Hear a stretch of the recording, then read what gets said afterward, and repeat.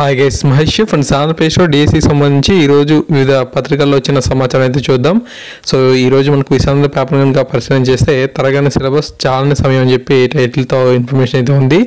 ఈ యొక్క ఆర్టికల్ ప్రధానంగా మనకు సిలబస్ అనేది అధికంగా ఉండడం వల్ల పరీక్షలకు గడువు అనేది పొడిగించాలని చెప్పి అడుగుతున్నారన్నమాట. అంటే టైం అనేది ఎక్కువ ఇస్తే ప్రిపరేషన్కి బాగుంటుందని చెప్పి అడగడం జరుగుతుంది. సో దీనికి సంబంధించిన పూర్తి ఇన్ఫర్మేషన్ చదివి వినిపిస్తాను చూడండి.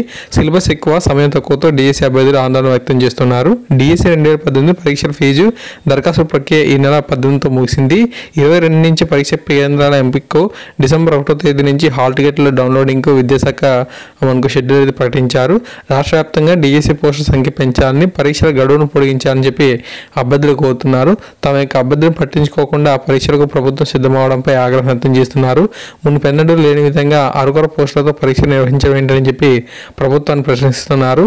ప్రభుత్వ నిర్లక్ష్య ధోరణి వల్ల తామంతా నష్టపోతామని చెప్పి ఆవేదన వ్యక్తం చేస్తున్నారు. ఓకే, నెక్స్ట్ మనకు ఆన్లైన్ పరీక్షలపై అభ్యంతరాలు.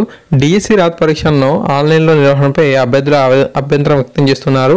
గతంలో ప్రభుత్వం 2 విడతలుగా ఆన్లైన్లో నిర్వహించిన టెట్ పరీక్షల్లో మనకు సాంకేతిక లోపాలు అయితే ఎదురయ్యాయి.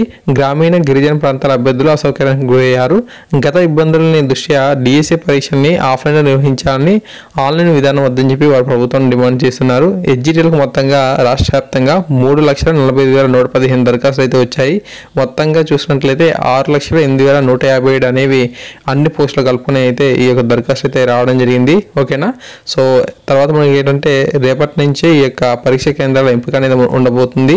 దీనికి సంబంధించి ఆల్రెడీ మీకు షెడ్యూల్ గురించి పూర్తి సమాచారం అయితే ఇచ్చాను. హాల్ టికెట్స్ అనేవి మనం చూస్తే ఆ స్కూల్ అసిస్టెంట్ నాన్ లాంగ్వేజ్ వారికి డిసెంబర్ 1 నుంచి స్టార్ట్ అవుతాయి. లాంగ్వేజ్ వారికి డిసెంబర్ 3 నుంచి, పీజీటీలకు డిసెంబర్ 5, టీజీటీలకు డిసెంబర్ 9, లాంగ్వేజ్ పండిట్లు PET, music, craft and arts and drawing సంబంధించిన అభ్యర్థులకు డిసెంబర్ 9న, ఎస్జిటీలకు డిసెంబర్ 15 హాల్ టికెట్స్ అనేవి అందుబాటులోకి అయితే వస్తాయి. ఫ్రెండ్స్, మనకు తర్వాత ఈ యొక్క సాక్షిలో వచ్చిన కారణం కూడా చూస్తే డిఎస్సి అభ్యర్థులను అంటే ముంచిన ప్రభుత్వం చెప్పిన ఇన్ఫర్మేషన్ అయితే ఉంది.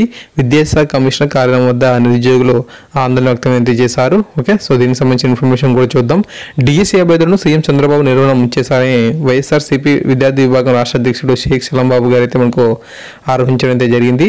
సో తర్వాత మనకు నిరుద్యోగ యువతను రాష్ట్ర ప్రభుత్వం అన్యాయం చేసినందుకు నిరసనగా ఇబ్రహీంపట్నంలోని రాష్ట్ర విద్యాశాఖ కమిషనర్ కార్యాలయం వద్ద మంగళవారం నిరుద్యోగులు వైఎస్ఆర్సీపీ శ్రేణులతో కలిసి ఆందోళన చేపట్టారు.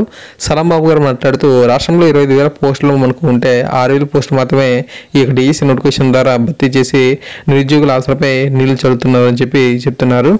ఆన్లైన్ పరీక్ష నిర్వహించడం వల్ల గ్రామీణ ప్రాంత విద్యార్థులకు అన్యాయం జరుగుతుందని చెప్పి పేర్కొన్నారు. ఆఫ్లైన్లో డిఎస్సి పరీక్ష నిర్వహించాలని చెప్పి డిమాండ్ చేశారు. డిఎస్సి పోస్టులు పెంచకుండా సిలబస్ పెంచడం దారుణం అని చెప్పి విమర్శించారు. అనంతరం మనకు విద్యాశాఖ కమిషనర్ సందేహానికి సంస్కృత కుండ వినతిపత్రం కూడా ఇవ్వడం జరిగింది. సో ఫ్రెండ్స్, ఈ విధంగా మనకు డిఎస్సికి సంబంధించి తాజాగా ఇన్ఫర్మేషన్ అయితే ఈ యొక్క ఆర్టికల్స్ రావడం జరిగింది. మీరు ఎగ్జామ్స్కి సంబంధించి అఫీషియల్ వెబ్సైట్ని కనుక పరిశీలన చేస్తే మనకు షెడ్యూల్ అయితే ఇచ్చారు. ఆ యొక్క షెడ్యూల్లో ఎగ్జామ్ సెంటర్స్ని సెలెక్ట్ చేసుకునే డేట్స్ని, అంతేకాకుండా ఈ యొక్క హాల్ టికెట్స్ డౌన్ డేట్స్ని కూడా ఇవ్వడం జరిగింది. తప్ప ఎగ్జామ్ అనేది ఎప్పుడు ఉంటుంది అంటే స్కూల్ అసిస్టెంట్ కానీ, లాంగ్వేజ్ పండిట్లు కానీ, లేదంటే ఎస్జిటీలు కానీ ఎప్పుడు ఉంటుంది అనే దానిపై ఇంకా స్పష్టమైన సమాచారం అయితే లేదు. ఎందుకంటే ముందుగా ఒక షెడ్యూల్ అయితే ఇచ్చారు. బట్ ఏంటంటే సిలబస్ కూడా మనకు పెంచడంతో ఈ యొక్క హాల్ టికెట్స్ డౌన్ డేట్స్ కూడా వారు షెడ్యూల్ ప్రకారంగా గతంలో ఉన్న దానికన్నా భిన్నంగా ఉండడంతో ఖచ్చితంగా ఈ యొక్క మళ్ళీ ఎగ్జామ్ డేట్స్పై ఒక డేట్ అనేది మనకు వీళ్ళైతే ఇవ్వబోతున్నారు. సో గతంలో ఉన్న డేట్ అయితే మనకు ఇప్పుడు ఉండదన్నమాట. ఖచ్చితంగా ఎగ్జామ్ డేట్ అనేది మారుతుంది. సో ఆ యొక్క అప్డేట్ వచ్చినట్టు మీకు అందిస్తూ ఉంటాను. సో రాష్ట్ర వ్యాప్తంగా ఈ యొక్క కాళ్ళ గురించి కూడా పెంచమని చెప్పి ధర్నాలు అయితే చేయడం జరుగుతుంది. సో ప్రభుత్వం స్పందించాలి. కనీసం ఏ మాత్రం కూడా ప్రభుత్వం నుంచి స్పందన అయితే రావడం అయితే లేదు. డిఎస్సికి సంబంధించి ఎటువంటి కథనాలైనా సరే వచ్చినా సరే తప్పకుండా మీకు అందిస్తుంటాను. Thank you guys, thanks for watching this video.